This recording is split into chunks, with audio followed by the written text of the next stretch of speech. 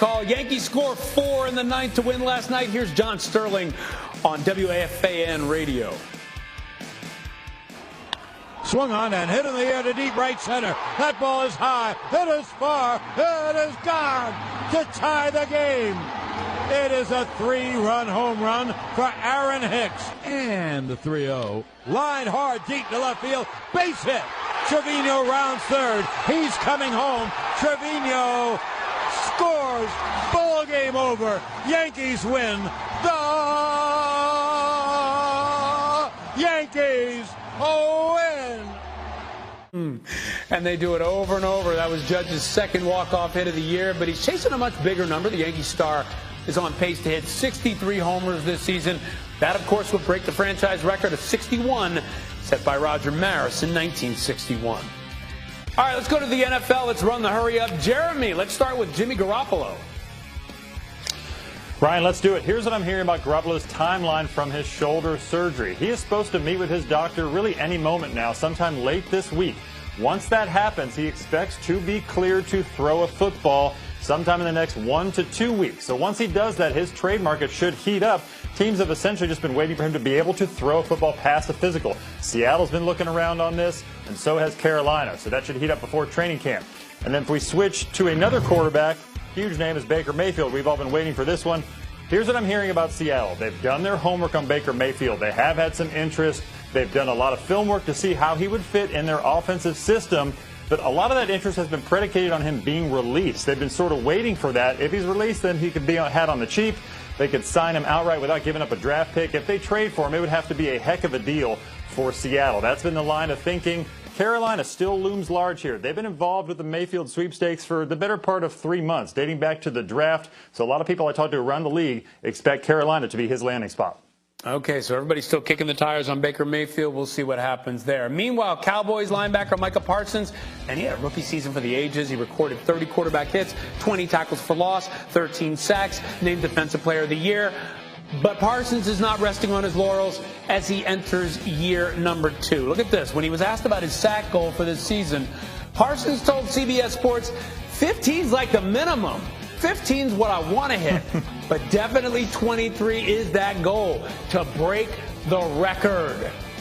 Big talk from the sophomore player. Ninko, can Micah Parsons break the sack record this season? Can he focus on helping his team win the division first? Like, listen, I understand having goals. I understand lofty goals are great, having goals. But sacks and focusing on the record and all that stuff, that's more individual stats than actual helping the team win the division, which the Cowboys have to do. They have to have a better season than last year, or it's going to be a problem for that coaching staff. And I'm sure Jerry Jones would love for him to break the record, but it's really tough to do that if he's an inside linebacker. I don't know if they're switching him to just be a designated pass rusher, but to get the stats and to get those sack numbers, you literally have to pass rush on every down. So that's like forgetting about the run. That's not worrying about the run. That's just focusing on getting to the quarterback. So, yeah, we know he's very talented, but let's pump the brakes on the lofty goals of 23 sacks. How about just focusing on winning? Yeah, and I understand the confidence. Look, he's a young guy. He's confident. I'm sure he gets the question about the sack record. And so some people might say, well, what do you think he's going to say? He's excited about himself. But, Jeremy, when you talk to people around the league, what do they say about Parsons' talent and his ability to possibly challenge this record? Same line comes up when I talk to scouts and execs. He's a 1%er. He's that 1% of the 1%, elite athlete. And here's why I'm not pumping the brakes on this guy potentially doing this. I'm taking my foot off the brake. The stats are insane. His pass rush win rate last year was like 30%. It was higher than Aaron Donald's. He ranks 6th in the NFL. This is from Sneaky Hembo. 6th in the NFL in sacks, but 109th in actual pass rush attempts because he was playing inside linebacker half the time. So after asking around, I know the Cowboys still plan to sort of split his reps 50-50 from linebacker to a pass rusher off the edge. But talking to teams, they say the Cowboys would be crazy not to put him on the edge, rushing the passer 100% of the time. That's what he should be doing. So if he gets the attempts, maybe he'll get the numbers. Yeah, but he's got to have those attempts. He's not a great point. Go ahead. He's not sneaking up on anybody this year, so he's not a rookie anymore. Yeah. The teams know he's a good pass rusher, so he's going to have the attention, maybe extra help, chip, tight ends, all that stuff's going to be attention to him because he is a good player. So this year might be a little bit harder than last year, definitely, because he's going to have that attention. And that might spell trouble for the Dallas Cowboys defense. So, Ninko, will the Cowboys defense, do you think, be better this season than it was last season?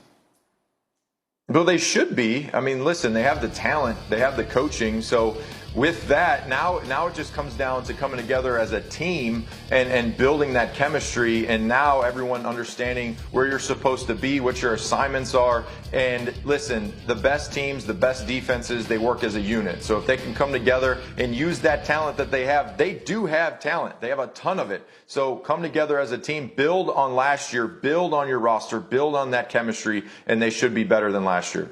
Yeah, they have to be better if they're going to really challenge or really try to contend coming out of the NFC. Okay, meanwhile on planet Earth, guys, check out, Nico, I got to show you this. Check out this runaway golf cart at the Travelers Championship. Now, what you notice, nobody's in it, driving itself into the water. Look at that guy trying to stop it. Don't even touch that. Nico, what would you do if this was driving at you? I'm running away the opposite direction, to the side. You don't run away from it if it's coming at you. Go to the side. You know, listen, we've seen this before. Ask Danny Amendola's old man was in. You remember the cart coming down the football field and it hit all the high school coaches. Listen, runaway carts are never a good thing. Get away from them. Don't even try to stop it because you're going to end up looking like the guy that's on it, falling off. Highlight reel. Can't do it. Jeremy Fowler, you wouldn't jump in and try to slow it down? Well, I know what I would do is I would jump on top of it and surf on it as it gets into the water. That's what I would have done. Whoa! But that's a terrible tackling angle there that he took. I'm impressed. You got to take a better angle than that. All right. I want to see that one day. We'll have to look out for that. Jeremy Fowler surfing on a golf cart, folks. Look out for it someday on Twitter. All right, Game 5 of the Stanley Cup Final tonight. It's just almost like being in court, right? You're going in front of a figure that's like a judge. It's an arbitrator. And the Yankees are on one side, Judge is on the other, and they're discussing how much he's worth.